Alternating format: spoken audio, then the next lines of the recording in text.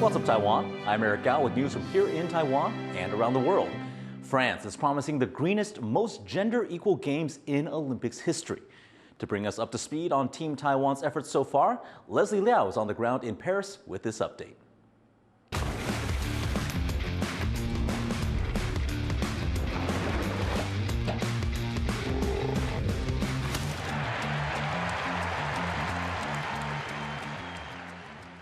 TaiwanPlus is here in Paris, France, following the Olympics.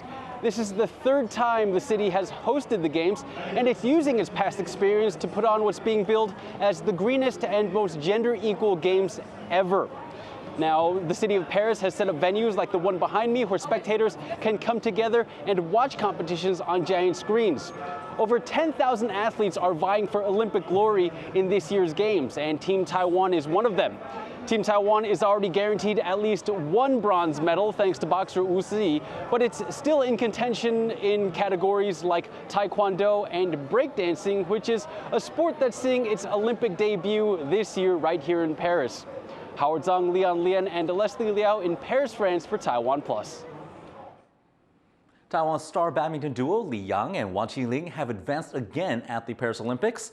The Tokyo Olympic gold medalists made it to the men's badminton doubles semifinals after defeating Thailand's Supak Joko and Gitnipong Gedurin 2-0. Meanwhile, in boxing, Sun Yanqing triumphed over Brazil's Barbara Maria dos Santos 5-0 in the women's 66-kilogram category, advancing to the quarterfinals. Parts of Taiwan are struggling to recover 1 week after Typhoon Kemi caused severe flooding. In Changhua, some residents are blaming poor public infrastructure for their losses, and they've taken to the streets to demand the government take action. John Van Trieste reports. There's a standoff underway in this Changhua neighborhood, with police facing over 100 angry residents. Just over a week ago, this area was underwater after intense downpours brought by Typhoon Kemi overwhelmed the local river. The losses have been immense, and people here say they could have been prevented. This crowd blames public works along the riverbanks for narrowing the river, leaving the sudden rush of water with nowhere to drain.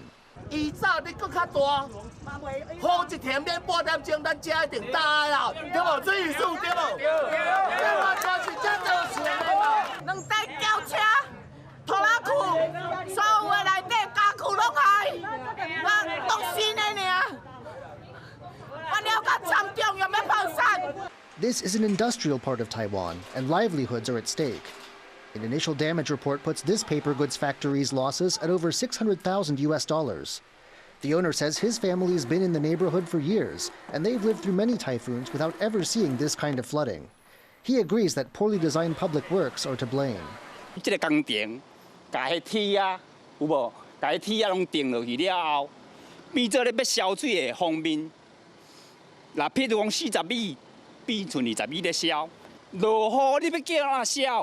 County officials say they will dismantle this metal sheeting for now and reevaluate flood control measures here, though they dispute the idea that this was what made last week's flooding so bad.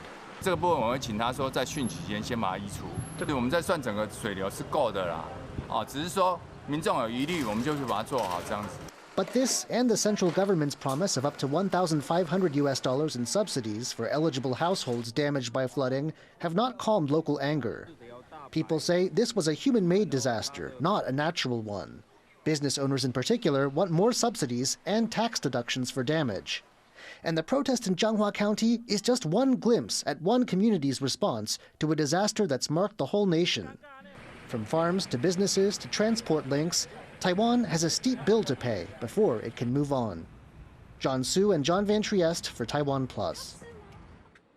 Police are investigating the death of a 15-year-old girl who drowned during a summer camp in northwest Taiwan. Reports say the camp had taken students river tubing in the mountains of Hsinchu, and the victim may have gotten stuck in a crevice and drowned. The girl's family says the event lacked safety measures and emergency procedures.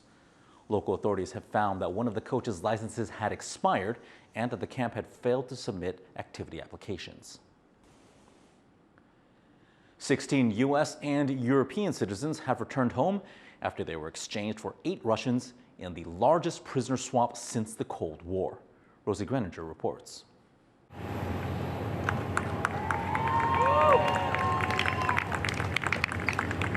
3 American citizens and 1 green card holder arrived back on home soil, freed from Russia as part of a multinational prisoner swap.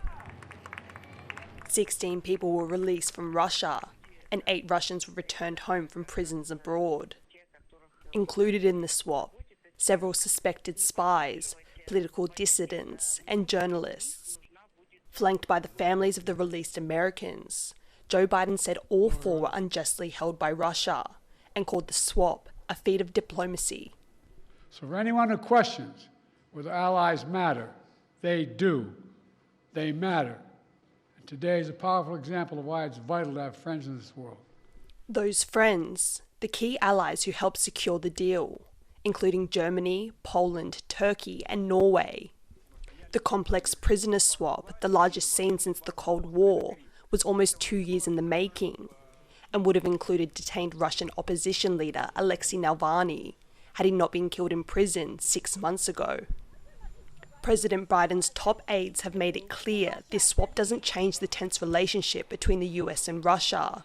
Among those released, a high-profile reporter, Evan Gershkovicha, detained in 2023 on an espionage charge and sentenced to 16 years in jail.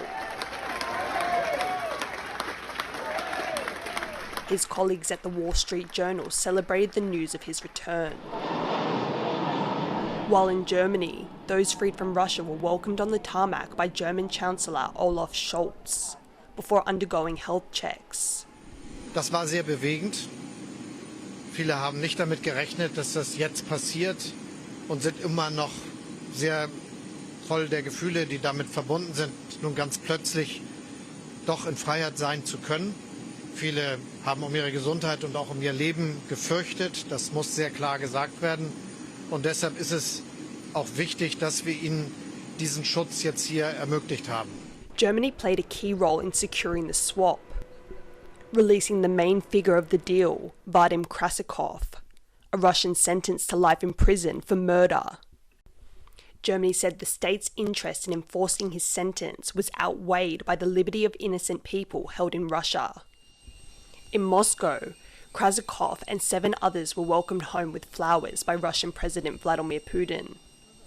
While facing criticism that this swap could incentivize its adversaries to take more political prisoners, the US said the benefit was greater than the risk. But not all Americans were released. Among those still imprisoned in Russia, an American teacher held on a drug charge, and a Russian-American ballerina who made a small donation to a Ukraine aid group.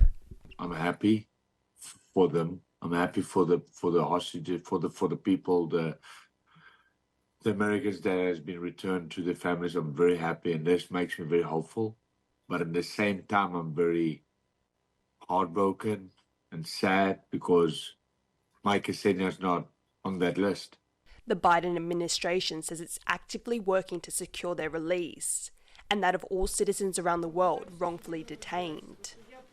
But as those talks continue behind closed doors, those included in this deal will spend their first days at home basking in their long-awaited freedom. Dolphine Chen and Rosie Greninger for TaiwanPlus. Embassies are emptying across Venezuela as multiple countries question the results of Monday's presidential election. Diplomats from Argentina, Chile, Costa Rica, Panama, the Dominican Republic, and Uruguay have been expelled over election-related criticism. And Peru and the U.S. have now recognized opposition candidate Edmundo Gonzalez as the winner. With the opposition releasing tallies, more pressure is on Venezuela's electoral body to provide evidence that incumbent President Nicolas Maduro won the most votes. The United States appears poised to implement further restrictions on exports of chip-making equipment to China. The move would follow previous measures to limit China's access to the key technology from companies both inside and outside the U.S. To learn more about the new rules, Chris Gorin spoke with David Nicholson from the market research firm Futurum Group. The United States is set to put new rules in place that would restrict the export of chip-making equipment to its adversaries, the most important of which being China. How can it implement these rules on companies outside of the United States? What if it's a company outside of the borders of the United States that's using a bunch of American technology to build a final product that they're arguing is, well, it's a Dutch product. It's like, wait a minute, but you used American hardware and software and advanced technology to build it. Yeah, but we built it in the Netherlands. Okay, well, we still don't think you should be allowed to sell that to our adversaries. You are subject to the same export controls that you would be if you were an American company directly trying to sell that technology. Initial reporting seems to indicate that companies in Japan, South Korea, and the Netherlands might not be included. These are some of the most important countries in the chip-making supply chain. Why would they be left out? It's not necessarily an exclusion or an exemption per se. It's just acknowledgement that companies within these countries are already essentially in compliance when it comes to the new, more rigorous rules. So I want to believe that's the answer. It's all on the up and up, and it isn't some sort of other backroom political favoritism that's going on. But I believe that that's the case. Malaysia, Israel, Singapore, and even Taiwan are expected to be affected by this. Does the U.S. run the risk of harming its relations with these countries? It's a bit of a, walking the balance beam for the U.S. because you're balancing commercial interests of your allies and your domestic companies, while at the same time there's this looming global security question. I can tell you personally, as an American, it sort of makes me cringe when I hear about my government regulating free trade and the idea that a company in Taiwan is going to have a rough time because, well, wait a minute, shouldn't Taiwan get to decide what it sells to China? Okay, bottom line here, are these rules going to have their intended effect on China? Yeah, I think that it's undeniable that it creates friction in the system for China. It slows their ability to get from where they are now to where they want to be. Will it prevent them from ultimately dominating AI globally, whatever that means? Who knows? The U.S. assertion is it's all about security. China will tell you, hey, you know what? You're just really messing with the global economy. You're hurting your partners, and we're going to get there eventually with you or without you. That was David Nicholson, Chief Research Officer at the Futurum Group. Rescue teams are continuing their search for survivors after a landslide killed over 300 people in southern India, but hopes of finding anyone alive are fading. Heavy rain in Kerala state triggered a massive mud and rock slide early on Tuesday morning. Hundreds of people remain trapped. Nearly 1,600 have been rescued, but soldiers are still working to access the worst affected areas. Some 8,000 people are being sheltered in makeshift camps across the region. ഏറ്റവും മാനസികാഘാതമാണ്. അത് പ്രതീക്ഷിക്കാവുന്നതിനെല്ലാം അപ്പുറത്താണ്. അപ്പോൾ ആവശ്യമായത്ര counselling അവർക്ക് നൽകണം തന്നെയാണ് കണ്ടിട്ടുള്ളത്. At least 3 people are dead in Lahore after record-breaking rainfall.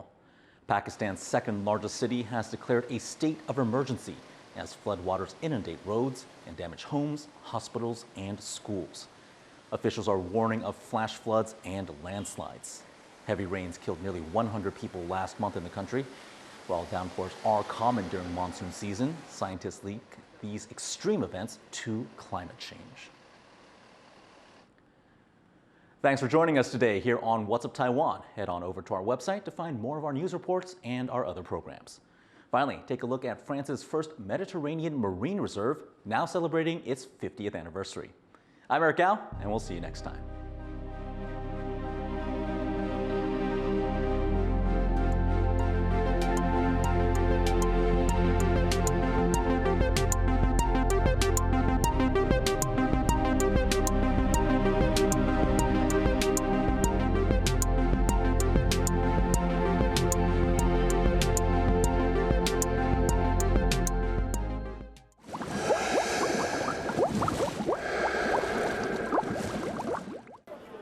Thank you for watching TaiwanPlus News. For more stories from Taiwan and around the rest of the world, please visit the TaiwanPlus website or follow us on social media.